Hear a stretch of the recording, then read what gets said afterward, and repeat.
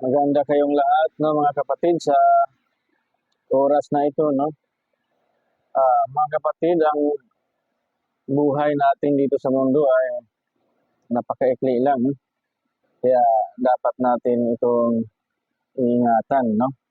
Hindi natin maiwasan sa buhay natin na darating yung mga pagsubok sa buhay natin, no. Nakapaligid sa atin yung mga suliranin sa ating buhay, no? Walang pinipili na estado sa buhay ng isang tao, no? Sa pamumuhay ng isang tao. Mahirap man o mayaman na tayo ay dadanas ng mga pagsubok, mga mabibigat na pagsubok na dumarating sa buhay natin, no, mga kapatid. Parang lugmok ka na, tila wala ka ng ibang malalapitan, no? Gaya nung iba, no, mga kapatid, na hindi na kinaya ang pagsubok sa buhay nila, no? Hanggang dumating sa punto na tinapos na nila ang kanilang buhay, no, mga kapatid.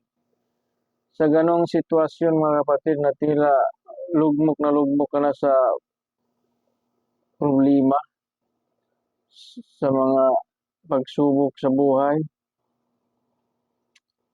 tila wala ka nang malalapitan, no. May mensahe sa atin ang ating Panginoong Jesucristo, no, mga kapatid, dito sa Mateo 11:28, no.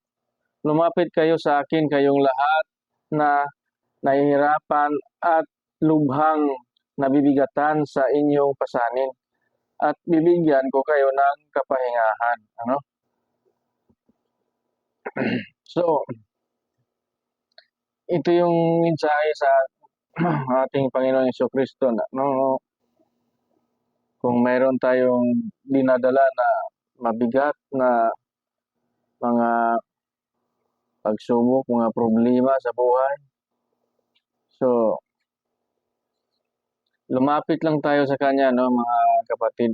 Ibigay natin sa Kanya yung ating mga mabibigat na nararamdaman sa buhay natin. At siya na ang bahala na magdala nito, no, mga kapatid. I-share lang natin sa Kanya ating mga problema. At siya na ang bahala nito, mga kapatid.